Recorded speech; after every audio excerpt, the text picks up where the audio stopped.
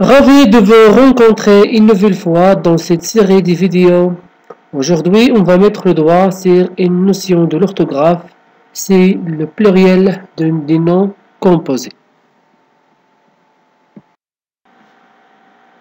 J'espère qu'à la fin de la séance, vous seriez capable, premièrement, d'identifier des noms composés, deuxièmement, écrire correctement des noms composés ou pluriels. Accordez-moi votre attention et préparez vos stylos et vos notes. Commençons tout d'abord par cette image. Que représente l'image qui figure devant vous? Très bien, vous pouvez dire une chambre, un lit, aussi on peut dire un couvre-lit. On dit que le mot couvre-lit est un nom composé. De combien de mots est formé ce nom composé? Très bien, donc c'est deux mots. Couvre et lit. Par quoi ces deux mots sont-ils liés? Très bien, par un trait d'union. Maintenant, chers élèves, essayons de préciser la matière grammaticale du mot formant ce nom composé. Commençons tout d'abord par le mot couvre. À quelle catégorie grammaticale appartient ce mot? Couvre. Très bien, c'est un verbe. Et le mot lit, un lit. Très bien, c'est un nom. Donc, récapitulons tout ce que nous avons dit. Un nom composé est un nom peut être constitué de deux mots liés par un trait d'union. Passons maintenant à la deuxième image. De quel métier s'agit-il? Très bien, donc c'est un sapeur-pompier. Donc on dit un sapeur-pompier est un nom composé. De combien de mots est formé ce nom composé? Très bien, il est formé de deux mots. Sapeur et pompier. Donc, ces deux mots sont liés par un trait d'union. Même question que la précédente. Quelle est la matière grammaticale de ces deux mots? Commençons par le mot sapeur. Je vous entends dire sapeur est un nom. Très bien. Aussi, le mot pompier est un nom. On récapitule. Le mot sapeur-pompier est un nom composé à un sens formé de deux mots liés par un trait d'union. La matière grammaticale du mot qui forme ce nom composé est nom plus nom.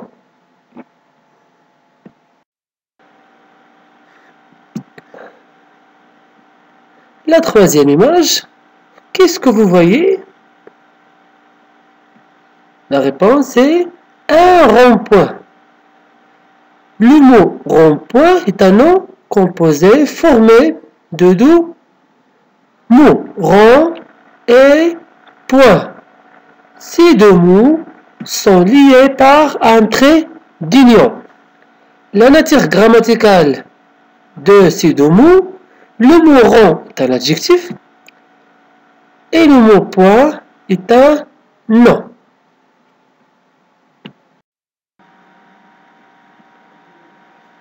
Donc, il est nécessaire de noter qu'il existe plusieurs combinaisons pour former un nom composé. Analysons tous ensemble les noms composés suivants. Débutons par le mot un laissez-passer. Ce nom composé est constitué de deux verbes, laisser et pas passer, liés par un trait d'union. Le deuxième nom composé que je vous propose, c'est un pomme de terre. Si vous remarquez bien, le trait d'union est remplacé par la préposition de. Donc ce nom composé est constitué de deux noms liés par la préposition de.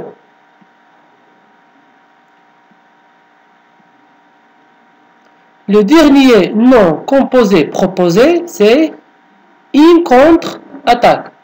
Ce nom composé est formé d'une préposition plus un nom.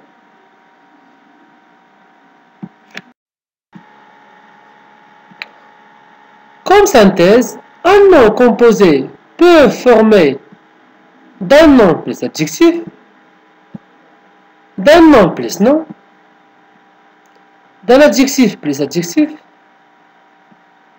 d'un verbe plus nom, d'un verbe plus verbe, aussi d'un adverbe plus nom, etc. Pour faire le pluriel d'un nom composé, c'est très facile. Il faut juste trouver la nature grammaticale du mot qui le compose. Les noms et les adjectifs prennent la marque du pluriel, c'est-à-dire X, I, S.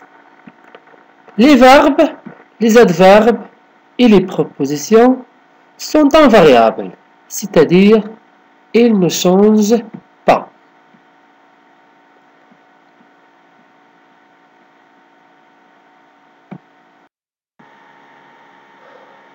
Maintenant, appliquons ce que nous avons appris sur les mots suivants.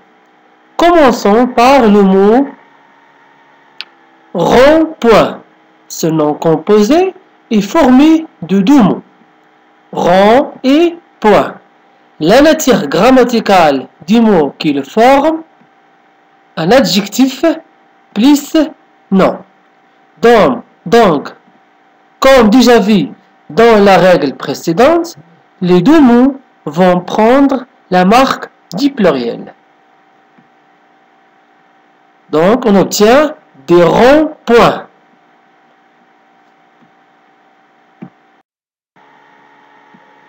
La même démarche que la précédente, ce nom composé à un sapeur-pompier est formé de deux noms. Donc, les deux mots vont prendre la marque du pluriel S. On obtient des sapeurs-pompiers.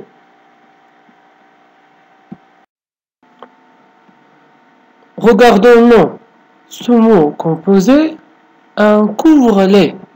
Il est formé de deux mots, couvre et lait.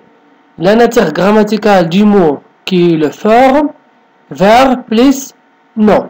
Donc, chers élèves, quel mot va prendre la marque du pluriel? Est-ce que c'est le mot couvre ou bien le mot lait? Très bien, donc c'est le mot lait qui va prendre la marque du pluriel. Parce que le mot lait, c'est un nom et le mot couvre, c'est un verbe. Donc, on obtient du couvre-lait. Comme conclusion, chers élèves, on retiendra le suivant. Les mots composés ont plusieurs formes. Des mots écrits en un seul mot, gendarme. Des mots reliés par une préposition, pomme de terre. Des mots qui ne s'accordent jamais dans les mots composés. Le verbe, exemple, un laisser-passer. Donc, les deux mots, ce sont des verbes. Donc, les deux mots ne prennent pas la marque du pluriel. L'adverbe, un passe-partout. Les deux mots ne prennent pas la marque du pluriel. La préposition aussi et une contre-épreuve, des contre-épreuves. La préposition contre ne prend pas la marque du pluriel. Et le mot épreuve c'est un nom, il prend la marque du pluriel. Les mots qui s'accordent, nous avons les noms, exemple, une porte-fenêtre, de nom, le pluriel des portes-fenêtres. Les adjectifs, un rond-point, des ronds-points. Maintenant, je vous propose un exercice d'entraînement. Repère les noms composés dans les phrases suivantes. Les chauffe-bains sont parfois dangereux. Le voleur a des passe-partout. Les enfants jouent avec des cerfs-volants. Comme nous avons déjà vu précédemment, que les noms composés peuvent se former en liant soit deux mots par un trait d'union ou par une préposition.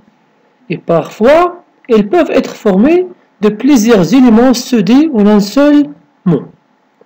Donc, la réponse de cet exercice est très bien, les chauffe-bains, des passe-partout, des cerfs-volants. Très bien.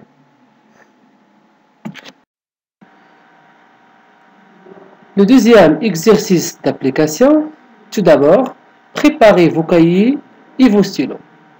Mettez au pluriel les noms composés suivants.